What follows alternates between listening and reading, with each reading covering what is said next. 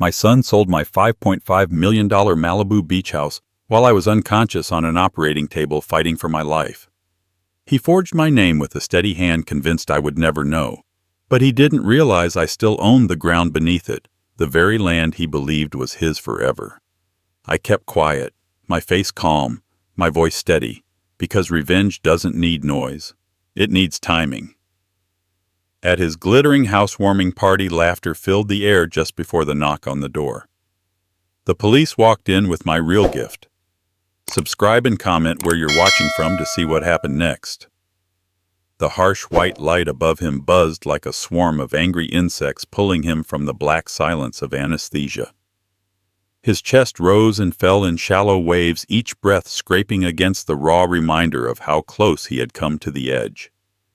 Tubes ran across his arms, needles pierced his veins, and the steady pulse of a monitor kept time with a heart that had nearly given up.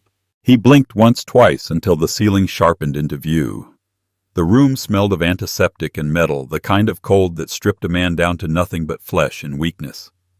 For a moment he thought he might not even exist anymore, that this was some kind of purgatory. But then pain shot through his ribs, real, jagged, and undeniable. He was alive. Barely, but alive.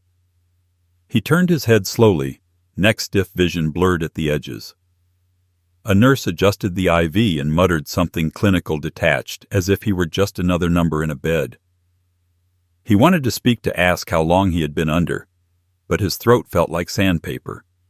The only sound he managed was a low rasp, a whisper that vanished into the hum of machines. The nurse gave him a fleeting glance, more a habit than concern, before slipping out the door. Silence swallowed the room again. He felt fragile, stripped of the authority he once carried so easily. Once he had been the kind of man whose presence filled any space, whose handshake sealed million-dollar contracts, whose word could break or build fortunes. Now he was just an old man staring at the fluorescent glare, pinned to a bed by tubes and scars. The weight of mortality pressed down on him like a slab of stone. He remembered the moment before the surgery, the surgeon's calm assurance, the way his son had patted his shoulder with just enough pressure to appear caring. He should have seen it then, the faint curl of satisfaction hiding behind his son's eyes. But weakness clouds judgment, and hope makes fools of even the sharpest minds. He closed his eyes again, feeling the bandage stretch across his chest. A stranger had held his heart in their hands while his only child sharpened a knife of a different kind. The door opened softly. His son Marcus stepped inside with Lydia clinging to his arm. Their faces were painted with masks of concern, every line rehearsed, every gesture measured. Marcus leaned in, his voice lowered into a tone he had never used before, syrupy and false. He told him how glad he was that the surgery had been a success, how he needed to rest, how everything was being taken care of at home. Lydia placed a bouquet of roses on the bedside table, but her eyes never softened. They flickered once toward the monitor, as if counting his heartbeats, like a metronome keeping time until the inheritance cleared. He tried to respond, but his voice cracked in his throat, and Marcus quickly filled the silence. He spoke of bills handled, property matters managed, and appointments scheduled. Each word carried the weight of control of decisions made without him. He watched the boy's mouth move and realized how much it mirrored his own, once upon a time, confident, calculating, relentless. But where he had built with integrity, Marcus carved with greed. The father turned his gaze to the window. The Los Angeles skyline shimmered in the distance, golden light bouncing off glass towers. It should have felt like hope, a reminder of the life he had fought to preserve through decades of sacrifice. Instead, it looked like a city he no longer belonged to, a kingdom handed off to an heir who wore betrayal like a second skin. His chest ached, not just from the stitches, but from the truth pressing harder than any surgeon's scalpel.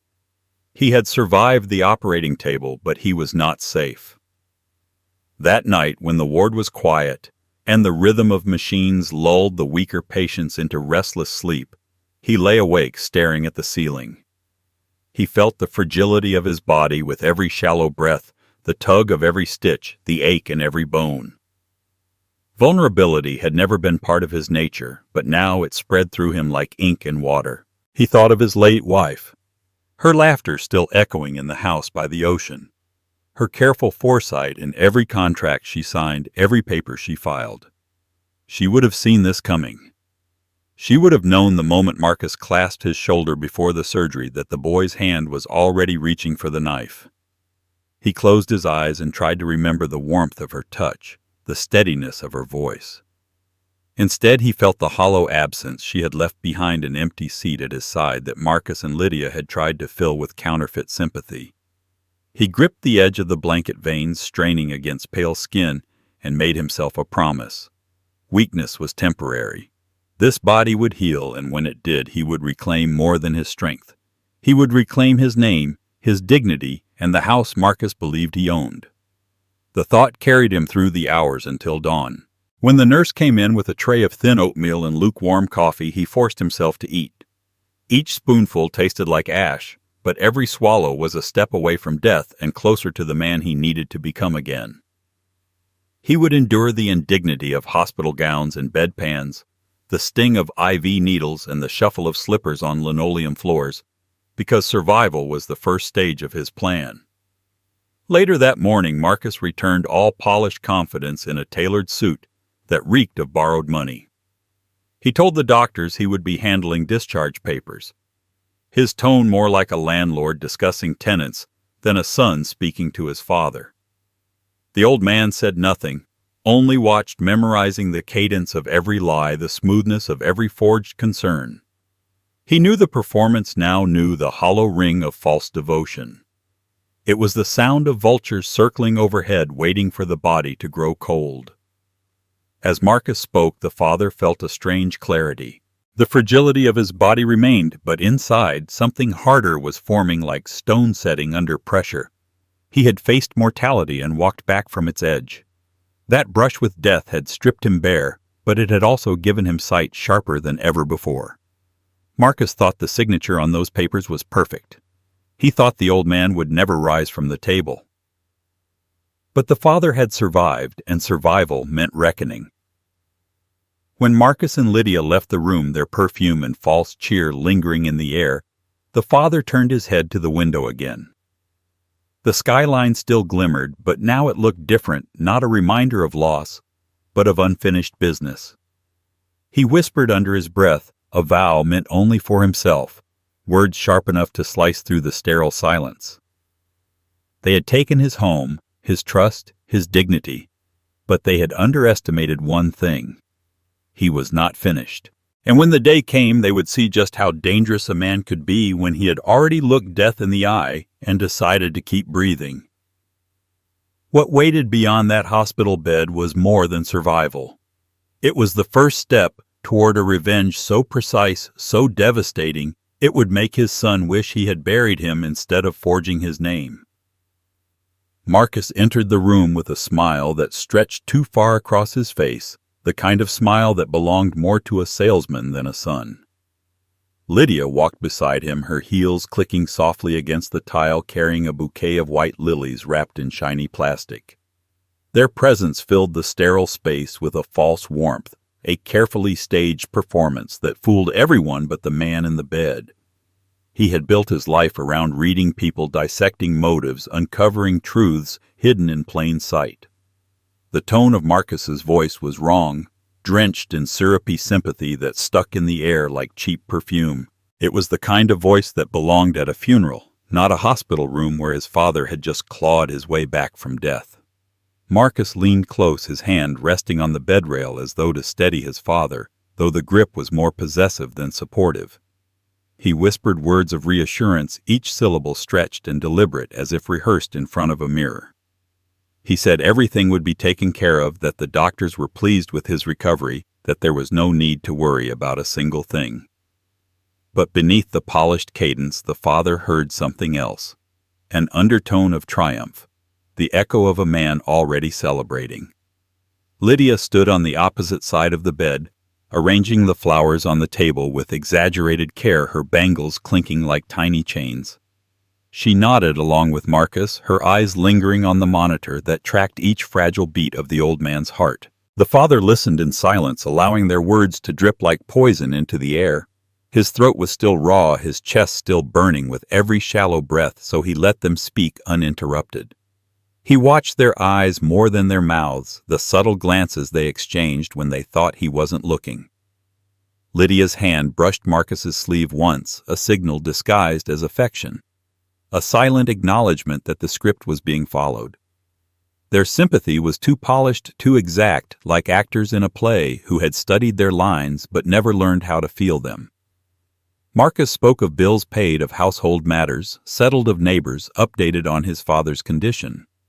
He recited details with the precision of a man eager to prove his competence, eager to show that he had already assumed control. Each sentence was wrapped in concern, but the father knew better.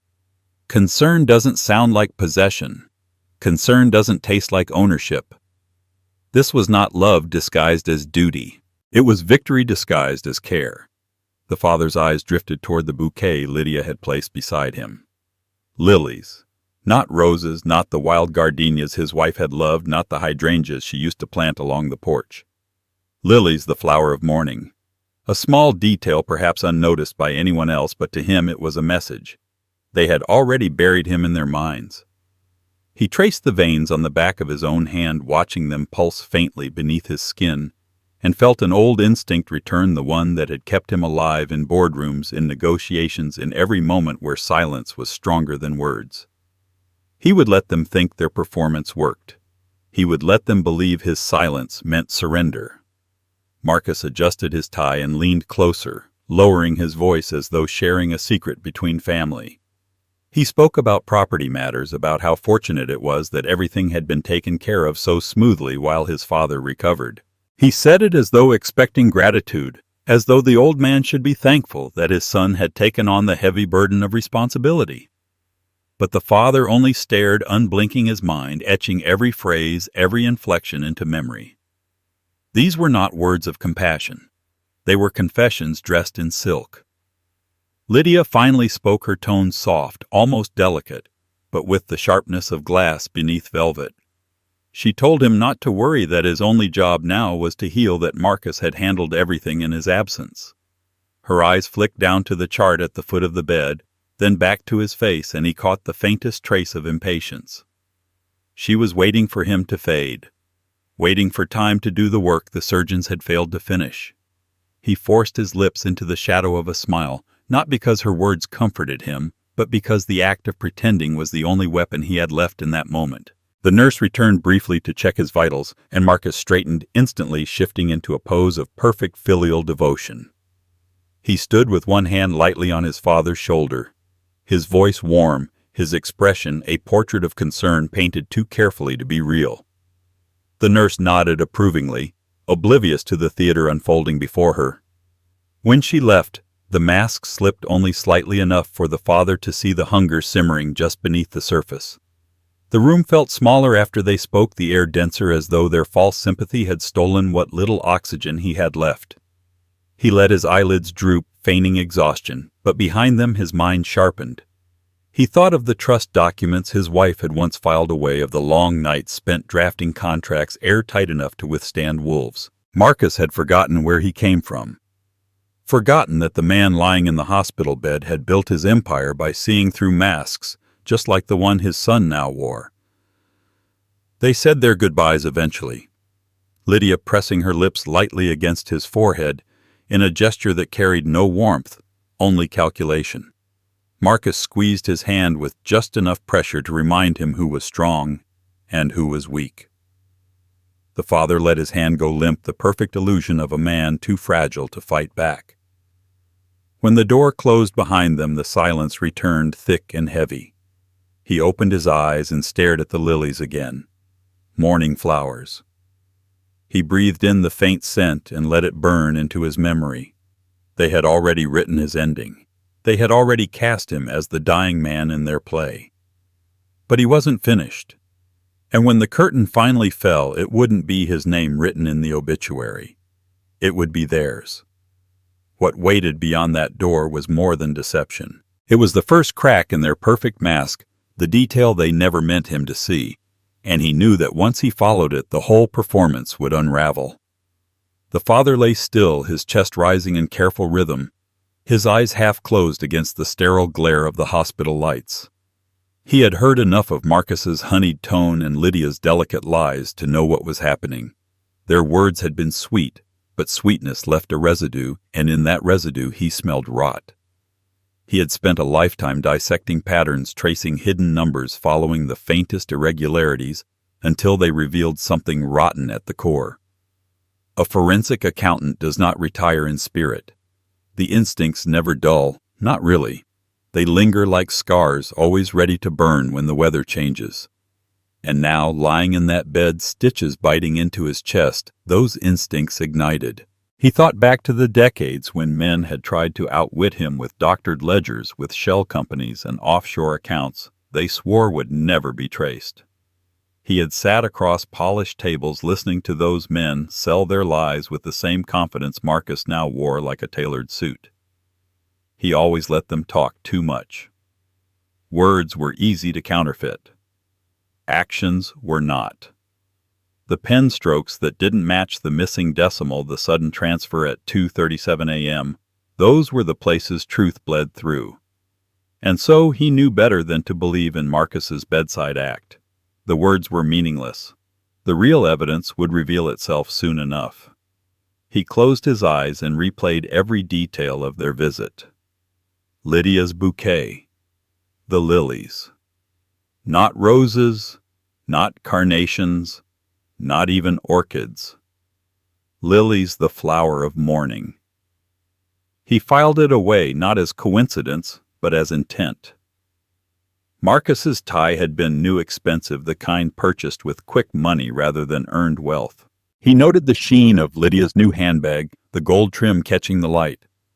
They had arrived dressed not like family visiting a patient, but like victors visiting a conquered foe. And then there was the way Marcus had shifted when the nurse walked in, straightening his posture, softening his tone, adopting a mask of filial devotion. That shift was the tell. Marcus had always performed, but performance was never consistent. His son had revealed the truth in that single adjustment. The father's breathing steadied as he sorted through the details. He imagined each observation as an entry in a ledger, and he balanced them carefully. His son's words on one side, his actions on the other. The scales did not match. They tilted sharply toward betrayal. And though his body was weak, his mind sharpened like a blade honed on stone. This was no longer just a family rift. This was a case. And cases were won by patience, not noise. He turned his head slowly toward the window. Beyond the glass, the skyline glowed with neon veins. Los Angeles at night was a ledger of its own, each light a transaction, each shadow a secret. He had read that ledger his entire life. Marcus thought he had chosen the perfect moment to strike while his father was drugged and broken under hospital lights. But Marcus had forgotten who had taught him the value of timing, who had raised him on lessons of discipline, who had shown him that silence was often the sharpest weapon. The father touched the call button, summoning the nurse not because he needed her, but because he wanted to see Marcus's next move. He knew they would return. Marcus would never resist hovering too close too long, unable to keep his victory to himself. Greed always needed an audience. When Marcus and Lydia appeared again, he would not listen for what they said. He would watch for what they did. The flicker of their eyes when documents were mentioned, the twitch of a hand when finances surfaced, the hesitation in tone when the word property slipped into conversation. Those tells would speak louder than any scripted concern. As the night stretched on, he remained still, conserving strength, but his mind worked with the precision of a calculator. He listed assets, trusts, holdings. He thought of the protections his wife had built before her death, the trust she had insisted on finalizing even when he dismissed it as paranoia. He recalled the meetings in quiet law offices, the pages of legal jargon she had read line by line while he grew restless. She had known. Somehow she had anticipated the day her own blood would turn predator. That foresight now pulsed like a second heartbeat beneath his ribs. Every instinct screamed that the betrayal was deeper than flowers and false sympathy. There would be documents, signatures, transactions sliding through at odd hours, masked as routine. He knew Marcus's arrogance his son would leave a trail. The father would find it not through confrontation, but through calculation. That was how you exposed fraud. Not by shouting, but by waiting for the numbers to betray their master. He thought of the house by the ocean, the way the salt air had weathered the wood, the laughter that had once filled its rooms. His late wife had loved the mornings there, coffee steaming against the crash of waves. Now it was in Marcus's hands, or so the boy believed. The father's fingers curled against the blanket, imagining the ink of a forged signature bleeding across paper while he lay unconscious on an operating table. Rage flared sharp and clean, but he swallowed it. Anger was a liability. Precision was his weapon. The monitor beside him beeped steadily, indifferent to the storm building inside. He stared at the screen, imagining each blip as a data point evidence, stacking higher and higher. Soon the truth would reveal itself, as it always did. And when it did, Marcus would not be facing a frail old man in a hospital bed. He would be facing the man who had built an entire career on exposing men exactly like him. The father allowed his eyes to close again, but not in surrender. Behind his eyelids he replayed every gesture, every glance, committing them to memory, with the same precision he once applied to financial audits. Marcus thought his father was too weak to notice. Lydia thought her staged tenderness was convincing. But every move they made was an entry in a ledger already tipping against them. By dawn, when the nurse changed his bandages and spoke of discharge papers, the father had already decided. He would leave this hospital not as a patient but as a hunter cloaked in frailty. He would walk out beneath the fluorescent lights like a man broken, all while carrying the sharpest weapon of all, knowledge. And knowledge, when wielded by a man who had nothing left to lose, was deadlier than any forged signature. What came next would not be survival. It would be the first step in dismantling everything Marcus believed he had stolen. The drive back from the hospital was long and silent, broken only by the hum of the tires against the road. Marcus kept one hand on the wheel, the other tapping lightly against his thigh, a rhythm too casual for a man who claimed to have nearly lost his father. Lydia sat in the passenger seat, sunglasses covering half her face, her phone glowing in her hand. The father sat in the back, staring out at the California coastline as it blurred past. The ocean had always been his compass, a reminder that no matter how chaotic life became, the tide would always return. But as the car curved toward the street where his house waited, the familiar comfort began to twist into something else, something hollow.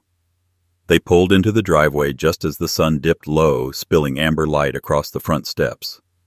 The father paused before stepping out. The lawn looked trimmed too precise, as though manicured for someone else's approval. The welcome mat, once worn and frayed with years of use, had been replaced with a brand new one that read, "Home Sweet Home," in scripted letters. It felt less like a homecoming and more like an open house staged for strangers. Marcus guided him inside, one hand firm against his back, the gesture more controlling than supportive. The air smelled different. Gone was the faint scent of cedar and ocean breeze that had clung to the walls for decades. In its place was the sterile tang of lemon polish, heavy and artificial. His steps echoed as he entered the living room, and the sound unsettled him. The space was spotless, unnaturally so, like a showroom stripped of life. The framed photographs that once lined the mantel were gone, replaced with abstract art in silver frames. His wife's knitting basket, the one she used to keep by the armchair, had vanished. Even the throw pillows she had stitched by hand were missing, replaced with pristine white ones that matched nothing of their history. The father's eyes scanned the room, each absence landing like a blow. On the coffee table, a stack of glossy magazines replaced the cedar coasters he had carved one summer. The shelves that had once carried his wife's novels were now sparsely decorated with minimalist sculptures and curated vases. The heart of the house had been gutted, replaced with something cold and unfamiliar. He turned to Marcus, who was already loosening his tie, his face unreadable. Lydia adjusted her sunglasses and smiled faintly, as if proud of the transformation. He walked slowly down the hall, each step heavier than the last. The dining room no longer held the oak table where family dinners had stretched late into the night. In its place stood a sleek glass slab surrounded by chairs that looked like they belonged in a showroom. The kitchen gleamed with stainless steel and spotless counters, but the small notes his wife had once left taped to the refrigerator recipes. Reminders, words of affection were nowhere to be found. It was as though she had never lived there at all. The father gripped the edge of the counter, steadying himself. Nostalgia pressed in from every corner, but it wasn't the kind that warmed. It was the kind that suffocated, a reminder that the home he had built with his wife had been erased. He moved toward the staircase, and even there something was wrong. The banister, worn smooth from years of touch, had been freshly varnished, its character sealed beneath a glossy coat. He reached out, fingers brushing the wood, and felt nothing of the history it once carried. Upstairs, the bedroom door creaked open, revealing a space stripped of intimacy. His wife's perfume bottles, once lined neatly along the dresser, were gone. The quilt she had stitched by hand was replaced with a generic comforter in sterile gray. Even the curtains had been changed, their soft floral patterns replaced with heavy drapes that blocked the evening light. He stepped further inside, the air colder here than anywhere else in the house. He could almost hear her voice, faint and distant, but the silence swallowed it whole. The father sank into the edge of the bed, his chest tightening with something deeper than the wound from surgery. This was not the house he had left. This was not the sanctuary he had built with decades of labor, love, and memory. It was a stranger's house wearing the skin of his own. His eyes wandered to the nightstand where once there had been a photograph of her smiling on the porch sunlight, catching her hair. Now there was only a glossy lamp and an empty surface. He swallowed hard, the weight of absence pressing down until it became almost unbearable. From downstairs he heard Marcus's voice, cheerful, casual, as if everything were perfectly normal. Lydia laughed softly, her tone rehearsed, too sweet. Their words floated upward, muffled by walls that no longer belonged to him. He realized then that this was not simply a renovation. This was an erasure. They had not just cleaned, they had rewritten. Every trace of his wife, every piece of their life together had been scrubbed away as though it had never existed. The father stood, his knees trembling, but his resolve sharpening. He looked around one last time, committing every change to memory. His instincts whispered that this was no accident, no simple act of redecorating. This was preparation. Marcus and Lydia were not preserving his home. They were claiming it, reshaping it into something that excluded him entirely. And in that realization, unease spread cold through his veins. He descended the stairs slowly, each step echoing in the hollow silence. Marcus greeted him with a smile too wide, too polished, and asked how it felt to be home again. The father forced a faint nod, his eyes steady but unblinking. He knew better than to answer honestly. Words could betray. Silence could protect. He let the question hang in the air until it suffocated, then moved past them into the living room once more. The evening stretched long, filled with empty chatter and the clink of glasses. The father barely spoke, but he listened, every detail sharpening the quiet alarm in his chest. Marcus laughed too easily. Lydia hovered too closely.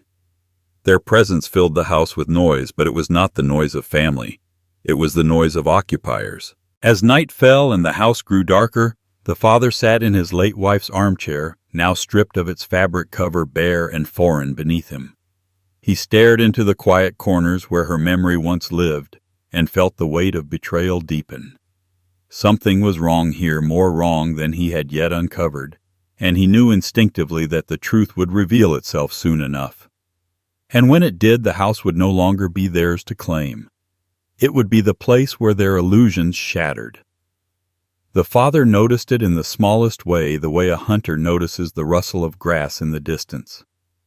Marcus was halfway through a story, one of those polished anecdotes that sounded like it belonged more in a boardroom than a living room, when he set his briefcase on the coffee table with a little too much ease. The lock clicked, the lid shifted, and a single sheet of paper slid out, catching the light as it fluttered to the floor. Marcus didn't notice. Lydia was laughing at something he had said, her hand brushing his sleeve like punctuation, but the father's eyes fixed on that paper with a clarity that sliced through the haze of his exhaustion. It landed face up, the heading bold across the top real estate appraisal report. Beneath it, in precise black ink, the address of his home. His heart stuttered once, twice, and then steadied into a rhythm colder than any monitor in a hospital could measure. His gaze lingered on the figure stamped at the bottom, $5,500,000. $5.5 million reduced to a line item, a number to be claimed. The room seemed to tilt. The sterile polish of the house, the absence of his wife's belongings, the lilies Lydia had placed in the hospital room, it all snapped together into a picture he could no longer deny. This wasn't speculation. It wasn't paranoia. It was evidence. And evidence didn't lie. His throat tightened as Marcus bent down, casually scooped up the sheet, and tucked it back into the briefcase without a flicker of hesitation. He hadn't meant to reveal it, but his indifference afterward was worse than any slip of the hand. He acted as though it didn't matter if his father had seen. As though the old man's eyes and mind no longer counted for anything.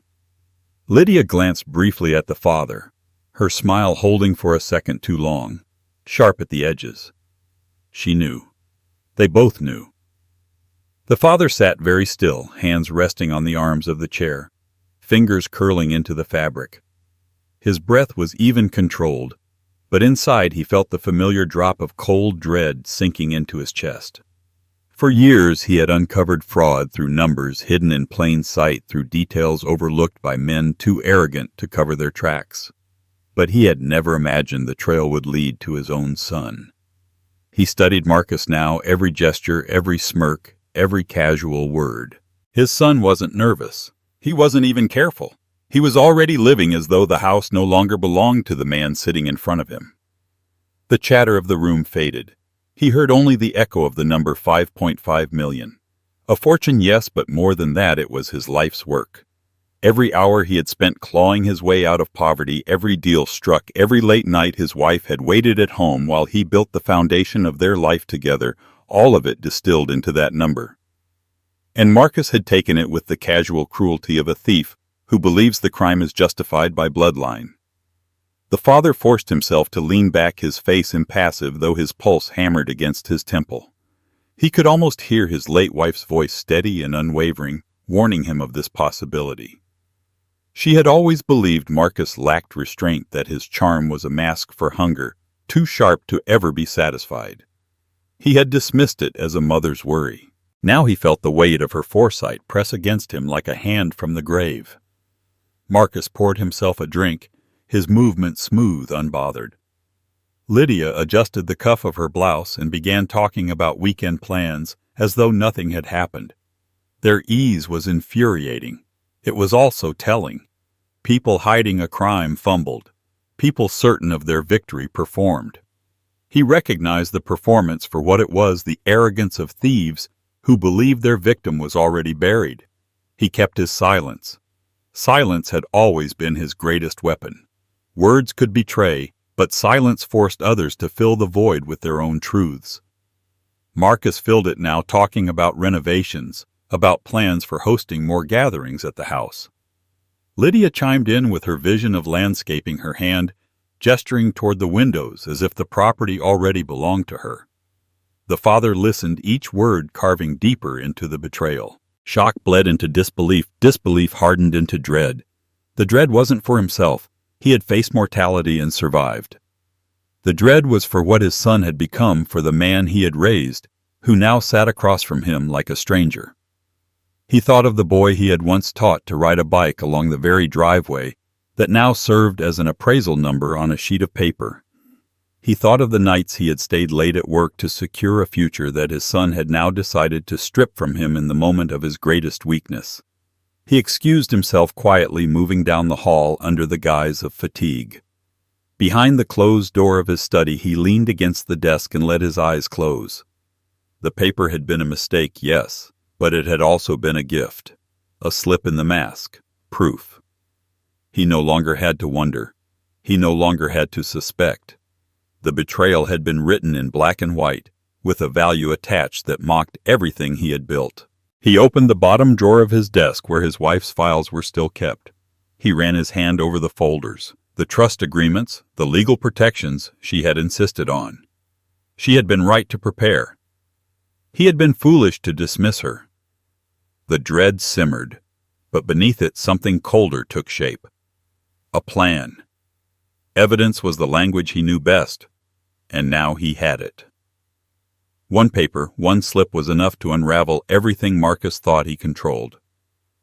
He sat in the dim light of the study until the voices in the living room grew faint, until Marcus's laughter carried faintly through the walls.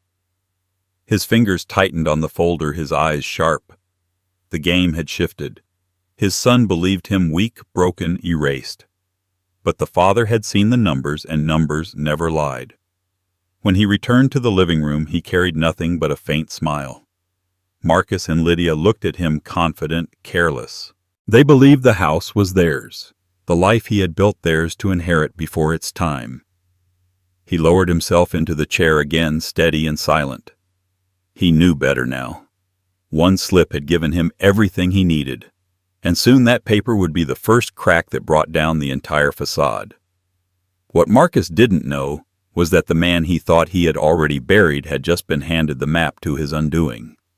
The night settled over the house like a heavy shroud, the kind that muffled every sound until silence itself became deafening. Marcus and Lydia had retreated upstairs, their laughter trailing faintly through the walls as though they were celebrating a victory they no longer cared to hide.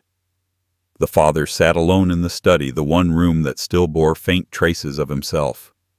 The air smelled of old paper and cedar, his wife's touch lingering faintly in the polished edges of the bookshelves. But even here something was off. A file that once sat squarely on the corner of the desk had been shifted. The framed photograph of him and his wife at the beach had been tucked behind a stack of ledgers as if pushed aside. Every detail whispered of intrusion. He pulled the chair closer to the desk, ignoring the ache in his chest as stitches stretched tight beneath his shirt.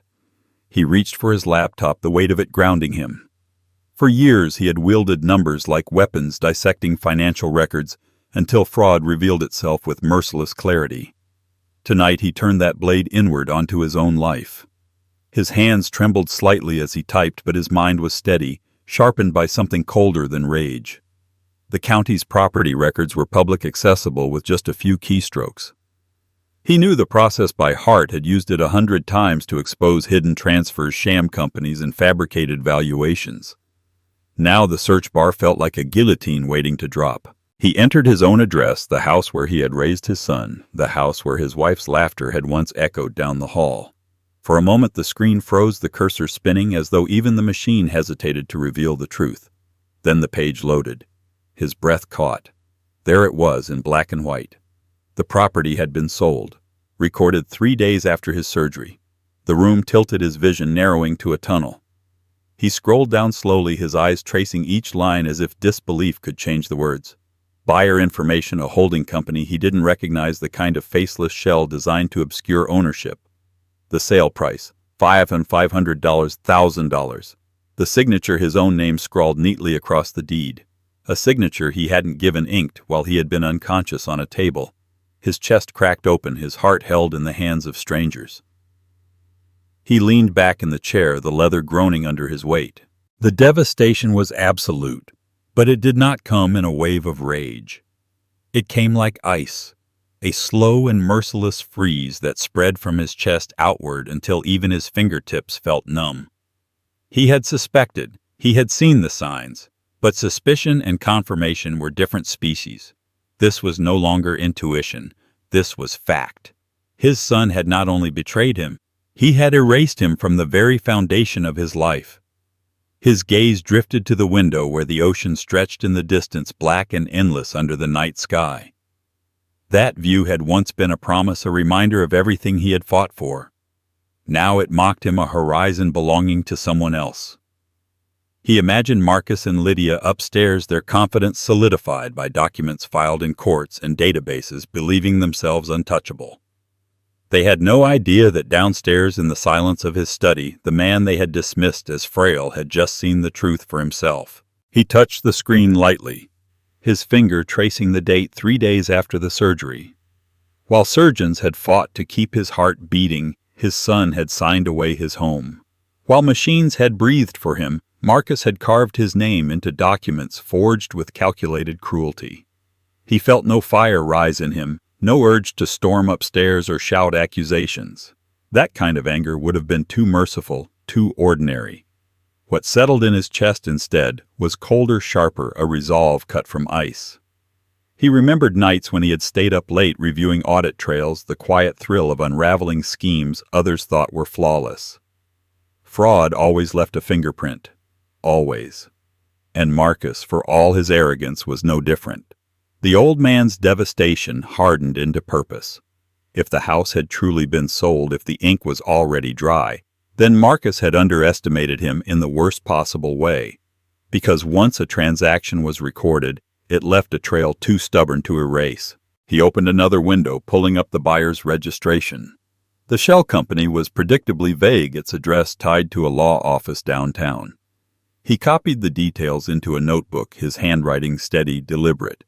He would follow this trail like he had followed 100 others, not with fury, but with patience. Numbers told the truth eventually, and he would be there when they did. A clock ticked softly on the wall, each second a reminder that time was no longer his enemy. His son believed him, finished, powerless, erased. But he was still here, alive, breathing stronger with every hour that passed. His hand hovered over the photo of his wife, half hidden behind the ledgers, and for a moment he allowed himself to feel the full weight of her absence. She would have known what to do. She would have seen this betrayal coming long before he did. But perhaps she had left him something stronger than foresight.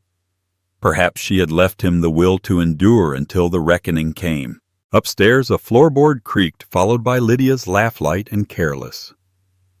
The father closed the laptop and leaned back, his eyes narrowing in the dim light. The devastation remained, but it no longer weakened him. It sharpened him, honed him into something they did not expect. He would not confront them yet. He would not reveal what he knew. Instead, he would wait silent and watchful until the moment came when their arrogance cracked under the weight of their own deception. And when it did, when the mask slipped just enough, he would strike in a way that left no doubt who the house and the truth truly belonged to. The night deepened, the silence heavy, but his resolve had never been clearer. What waited beyond this quiet confirmation was not despair.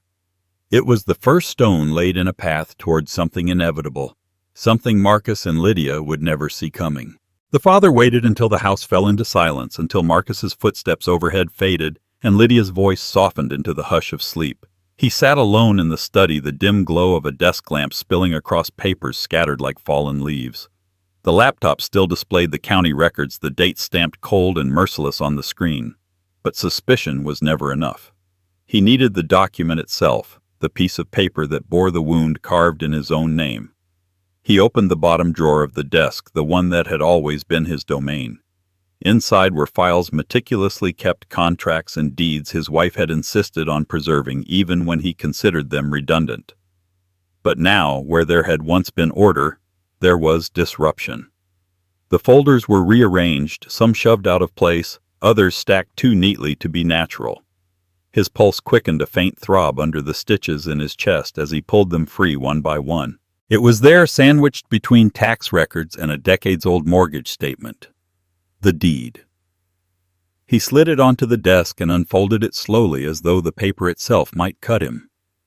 His eyes scanned the text, the familiar language of property transfer, written with ruthless precision. And at the bottom, in black ink that seemed to mock him, was his signature. Only it wasn't. The shape was close, the loops in the letters familiar enough to pass casual inspection, but the weight was wrong. His hand had always pressed heavier on the downstrokes, a habit ingrained over years.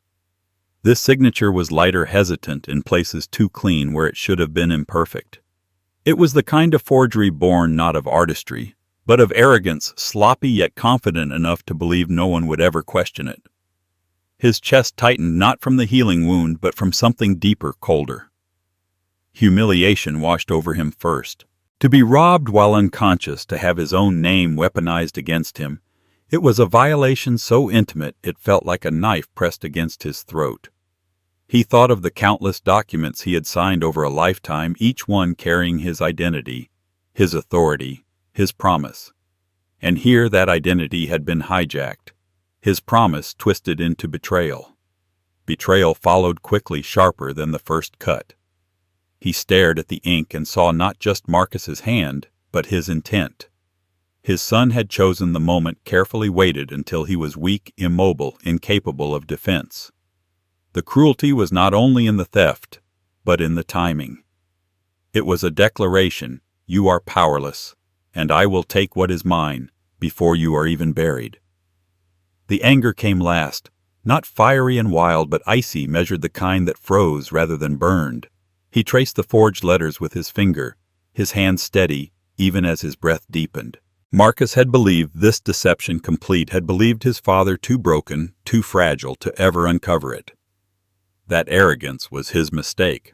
The father had spent a lifetime dismantling frauds more sophisticated than this. He knew how to pick apart the seams until the entire structure collapsed.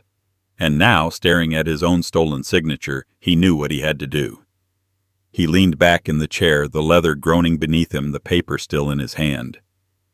The humiliation hardened into resolve. He imagined Marcus's face when the truth surfaced, when the world saw him not as the charming heir, but as a criminal who preyed on his own blood. He imagined Lydia's smile, faltering, her carefully rehearsed sweetness unraveling under the weight of exposure. He would not confront them now. No, that would be too simple, too merciful. They deserved to live in their illusion a little longer, to grow comfortable in their stolen triumph, so that when it collapsed, the fall would break them completely. He placed the deed back into the folder, sliding it carefully into the drawer, but this time he marked its place with a thin strip of red ribbon. A signal to himself, a reminder that he held the proof. He closed the drawer softly, the click of the wood echoing in the quiet room like the ceiling of a vault. His eyes drifted to the photo of his wife, half hidden behind a row of books. He pulled it forward, the glass frame cool in his hands. Her smile was steady, timeless, untouched by the rot that had seeped into their family. He whispered into the silence words he hadn't spoken aloud since the surgery. "You were right about him." The house creaked faintly, the sound of old wood shifting under the night. He sat there listening, the forged deed still burning in his mind. The humiliation no longer stung. The betrayal no longer hollowed him. Both had become fuel condensed into something colder, sharper. The anger in him was no longer a storm. It was ice, forming quietly, relentlessly, waiting for the right moment to crack the surface wide open. Upstairs, Marcus's voice drifted faintly through the floorboards, muffled by distance, but still carrying that self-assured lilt. Lydia answered her laugh, trailing soft and confident. They believed themselves safe, untouchable, victorious. He leaned back in the chair, eyes fixed on the ceiling, and let their voices fill the silence. Because he knew the truth now. He had seen the forgery. And when the time came, that clumsy, cruel signature would be the very thing that destroyed them. What waited next would not be the quiet endurance of a humiliated father.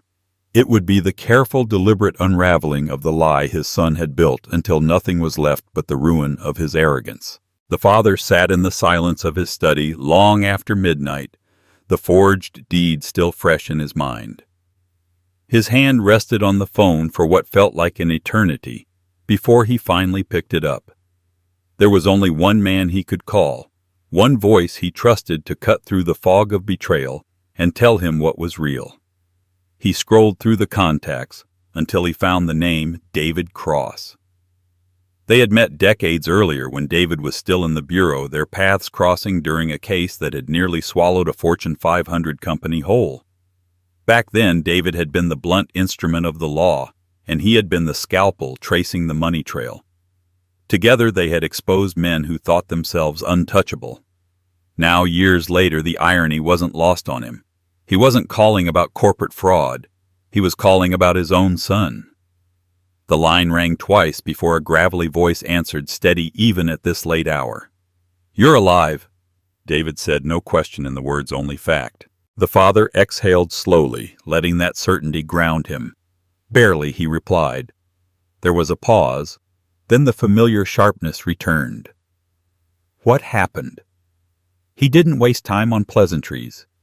He laid it out plainly: the surgery, the timing, the appraisal, the county records, and finally the forged deed. His voice was calm, almost clinical, but beneath each word lay the weight of betrayal.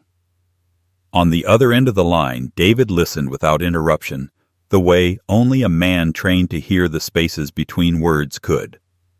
When the father finished, silence stretched for a long moment, heavy and deliberate. Then David spoke. "You're not dealing with a family squabble," he said. "You're dealing with fraud. Wire fraud, forgery, identity theft. The amount involved. That's federal. Your son didn't just betray you. He committed a crime that carries prison time." The words hit with a clarity sharper than any blade. The father felt a strange relief wash over him, not because the truth was any less brutal, but because it was no longer just his burden to carry. He wasn't insane. He wasn't paranoid. This wasn't the fever dream of a man recovering from surgery. It was real, documented, criminal. "What do I do?" he asked, though he already knew the answer. David chuckled, the sound dry and without humor. "What you've always done. Follow the trail. Get your evidence lined up so tight a judge couldn't slide a piece of paper through it. Don't tip your hand. Let him think he's won. And when the time comes, you don't just take back what's yours. You bury him under the weight of his own crime." The father leaned back, the leather chair creaking beneath him. The icy anger he had carried earlier began to harden into something more formidable. Determination. He felt the sting of humiliation give way to purpose, the kind of purpose that had carried him through decades of dismantling complex frauds. Only this time the case wasn't about strangers. It was about blood. David's voice sharpened. "Listen to me. You can't approach this like a father. If you do, you'll hesitate, and hesitation will get you destroyed. You have to see him for what he is: a criminal. You gather everything. Emails, calls, bank transfers, anything you can find. You put it all together piece by piece. When you're ready, you bring it to me. I'll make sure it lands where it needs to." The father nodded, though David couldn't see him. His hand tightened around the phone. "He thinks I'm weak," he said quietly. "He thinks this is already his." "Then let him keep thinking it," David replied. "The bigger their arrogance, the harder their fall." Relief coursed through the father's veins, steadier than any pain medication the hospital had given him. For the first time since he had walked into his gutted home, he didn't feel alone. The betrayal still burned, but it no longer left him hollow. Now it was fuel. He wasn't a man drowning in humiliation. He was a man with an ally, a man with a plan. They spoke for another hour, voices low in the quiet night, sketching the outline of what would come next. David promised to connect him with a forensic document examiner, someone who could dismantle the forgery line by line. He mentioned former contacts who still worked in the bureau, men who owed him favors, men who would know how to keep things quiet until the time was right. The father wrote it all down, each note a lifeline. When the call ended, he set the phone down and leaned forward, elbows on the desk. The house was still silent. Marcus and Lydia asleep in the upstairs bedroom they believed was theirs to claim. He looked around the study, the last place that still felt like his, and allowed himself a small bitter smile. They thought they had buried him. But now he had a partner digging him back out, one shovelful at a time. He closed the drawer on the forged deed, locking it with a deliberate click. It was no longer just evidence of betrayal. It was Exhibit A in a case that would shatter Marcus's illusion of invincibility. He felt the determination settle in his chest, cold and steady, stronger than the pain of the scar that still ached beneath his shirt. Upstairs, the house shifted, a faint creak of floorboards as someone turned in their sleep. The father didn't move. He sat in the dark, eyes fixed on the window where the ocean stretched unseen beyond the glass. The horizon was hidden, but he didn't need to see it. He knew it was there, constant and inevitable, like the reckoning to come. What waited next was more than survival. It was the beginning of a campaign, one built not on rage but on precision. Marcus had stolen a house. He had stolen a signature. He had stolen his father's trust. But what he could never steal was the discipline of a man who had spent a lifetime turning deception into evidence. And when the time came, Marcus would learn the difference between inheriting a fortune and stealing one. He would learn that betrayal carried a price heavier than $5.5 million. He would learn what it meant to face not just a father, but an enemy who knew exactly how to dismantle him. The house was quiet again, heavy with the kind of silence that pressed against the walls and seemed to listen back. The father sat in the study long after his call with David ended, his hands folded over the desk, his gaze fixed on nothing. The betrayal, the forged deed, the confirmation of crime, all of it weighed on him like stone. Yet beneath the cold fury and the determination, there was another thought, faint but persistent. His wife. She had always thought ahead, always seen dangers he dismissed. If Marcus had stolen the deed, if he had forged his father's name, what protection had she left behind? He rose from the chair, his legs stiff, his chest aching as the stitches pulled. Slowly, carefully, he crossed to the cabinet against the far wall. It was an old oak thing, heavy and stubborn, its drawers resistant from years of overuse. He unlocked it with a key that had never left his chain, a key his wife had pressed into his palm the night before her first round of chemo. "You'll need this one day," she had whispered, and at the time he thought it was her way of holding on to control.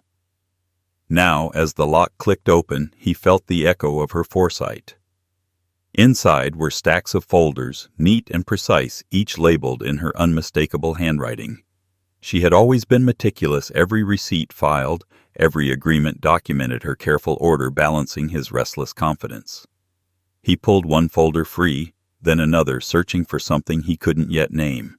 Page after page slid under his fingers, bank statements, tax filings, insurance policies, all pristine, all complete. And then he found it. A folder thicker than the rest, bound with a red ribbon, her handwriting on the tab. Trust documents. His pulse quickened as he opened it. Inside was language he recognized instantly. Legal phrasing sharp as any blade, contracts drafted not for convenience, but for protection. She had placed the property, their home, inside a trust years earlier, its ownership shielded from transfer, without the trustee's consent. The trustee was her, and upon her death, it had passed directly to him. His eyes scanned the lines, his breath slowing with each word. Marcus's forgery, the sale, the holding company, all of it was meaningless if the trust remained intact. A forged signature on a deed couldn't undo a shield built years before when his wife had quietly anticipated what he had been too blind to see. She had known. She had prepared. He leaned back, the document trembling slightly in his hand. Awe washed over him, first the kind that left his throat tight and his vision blurred. She was gone, but her presence filled the room in that moment as though she had reached forward through time to place this armor around him. He whispered her name, a single word that carried both grief and gratitude, and for the first time since the surgery, he allowed himself to feel something other than anger. Gratitude followed closely, warm and steady. She had not left him defenseless. She had not left him to face the storm alone. Even in her absence, she had stood between him and the wolves. He thought of her careful way of double-checking every signature, her insistence on consulting lawyers, even when he waved it off as paranoia. He thought of the arguments they had had, the way she had pressed for paperwork he had considered unnecessary. How many times had he dismissed her with a sigh, only for her to return with another folder, another set of documents? And now those very papers were his salvation. Renewed hope rose slowly, fragile but undeniable. The house was not gone. The land was not lost. Marcus could wave his forged deed in the air. Lydia could laugh in the halls, but the foundation was untouchable. The trust held the property in its grip, immune to their signatures, immune to their arrogance. They had played their hand too soon, too recklessly, without knowing the rules of the game. And in that oversight lay his advantage. He placed the document carefully on the desk, spreading the pages so the clauses and signatures lay visible. He read them twice, then a third time, committing every word to memory. Relief mingled with the cold determination already in him, reshaping it into something sharper. Marcus believed his father broken, but he was not broken. He was protected, and now he was armed. The father sat back, his hand resting on the folder, and let the weight of the discovery settle. He imagined Marcus upstairs, confident and careless, unaware that the very ground beneath his feet was shielded by a woman he had underestimated. Lydia, too blind to the fortress built in ink and law long before she had ever entered their lives. They thought they had won, but in reality, they had walked into a trap set years ago by a woman they believed gone. He closed the folder gently, almost reverently, and returned it to the cabinet, locking it once more. The key felt heavier on his chain, its meaning transformed. He sat down at the desk again, his hands steady, his mind clear. He was no longer the frail man convalescing from surgery. He was no longer the humiliated victim staring at a forgery. He was the keeper of the trust, the survivor of a betrayal, and the executor of a plan his wife had begun long before her death. The clock ticked on, steady and patient. Outside, the ocean murmured against the shore, a sound that had once been comfort, but now felt like a call to arms. He leaned forward, steepling his fingers, and allowed himself the faintest smile. Marcus thought he had taken everything. Lydia believed they had secured their future. But the truth was waiting, buried in those documents, unshakable and absolute. What came next would not just be the revelation of their failure. It would be the beginning of their collapse, orchestrated by the man they believed finished, guided by the hand of the woman they thought no longer mattered. And when the moment came, when their smug certainty shattered under the weight of her foresight, they would finally understand what it meant to be truly defeated. The father sat in the dim study, the glow of the lamp casting long shadows across the papers spread before him. The trust document lay secure in its folder, locked once more in the cabinet, where his wife had hidden it like a buried weapon waiting for its time. He leaned back in the chair, the ache in his chest still sharp but no longer crippling. The pain was a reminder not of weakness but of survival. He had been cut open, stitched back together, and left for dead by the very boy he had raised. Yet here he was, breathing, thinking sharper than he had ever been. And he knew now with absolute clarity what he had to do. He would not storm upstairs and drag Marcus out of bed. He would not shout, accuse, or demand. That would give them power, feed their illusion that he was still reacting to them, still under their control. No, the confrontation would not come in words or rage. It would come later, quiet and deliberate, when every detail was in place, when the evidence was so complete, it would crush Marcus under the weight of his own arrogance. He stood slowly and walked to the window, looking out over the dark horizon where the ocean met the night sky. The waves rolled in steady rhythm, relentless and patient. That was how he would be. Patience was the weapon. Now silence the armor. Marcus believed him beaten, believed the deed was enough to erase him. Lydia believed her charm and her schemes had carried them across the finish line. Let them believe it. Let them celebrate in the rooms they thought were theirs. Every laugh, every careless word, every slip of arrogance would feed his case. He turned back to the desk and began to write. Not a letter, not a diary entry notes. Precise, factual, unemotional. The date of the forged sale. The names on the shell company. The moment Marcus slipped and revealed the appraisal. The bouquet of lilies, the laughter upstairs, the arrogance in his voice when he spoke of renovations. Every detail mattered. Fraud was never unraveled by broad strokes. It was dismantled piece by piece until the criminal stood naked in the wreckage of his own lies. He had taught Marcus that discipline once. Now he would use it against him. The clock ticked steadily, each second another reminder that time was his ally.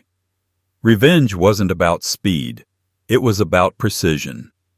He could almost hear David's voice echoing in his mind. Don't tip your hand. Let him think he's won.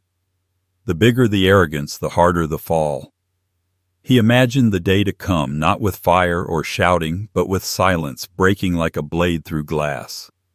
Marcus, standing in a courtroom, realizing too late that his father had outmaneuvered him. Lydia, her perfect composure cracking under the flash of cameras, her smile collapsing into panic. They would not see it coming until it was already too late, until the trap had closed and every path of escape was sealed. The father closed his notebook and slid it into the drawer. He rose carefully, his body still fragile but his mind burning with clarity. He walked through the house, past the stripped living room, the sterile dining table, the erased photographs.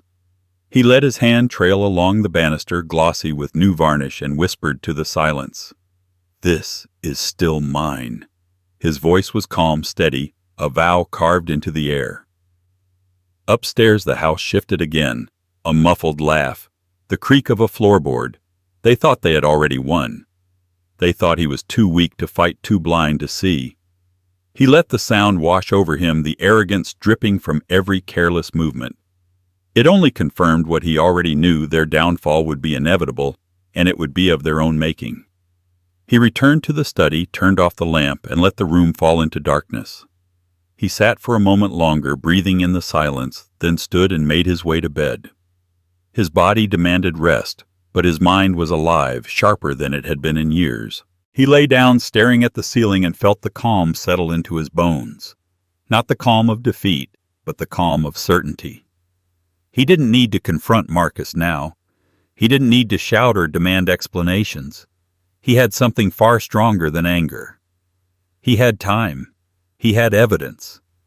And he had the unshakable protection of a trust his wife had built, a shield forged out of love and foresight that would carry him to victory. As sleep crept closer, he imagined the moment when silence would end and truth would speak. It wouldn't be tonight or tomorrow, but it would come.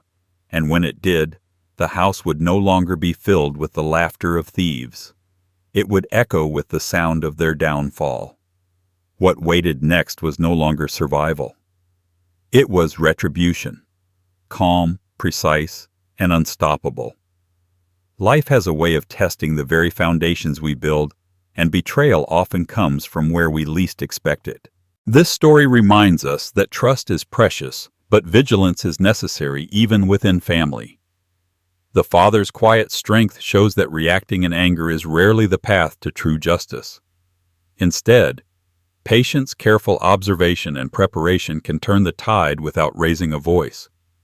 It also shows the power of foresight. His late wife's wisdom in securing the trust became his shield when he needed it most.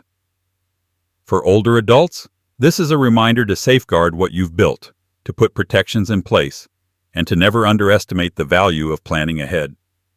It is also a lesson in resilience. Age and health challenges do not erase wisdom or strength. In silence, in careful steps, victory can still be achieved. The greatest revenge is not loud or reckless. It is calm, calculated, and undeniable. If this story moved you, share your thoughts in the comments. Don't forget to subscribe for more powerful life lessons and stories that remind us all. Justice comes to those who wait.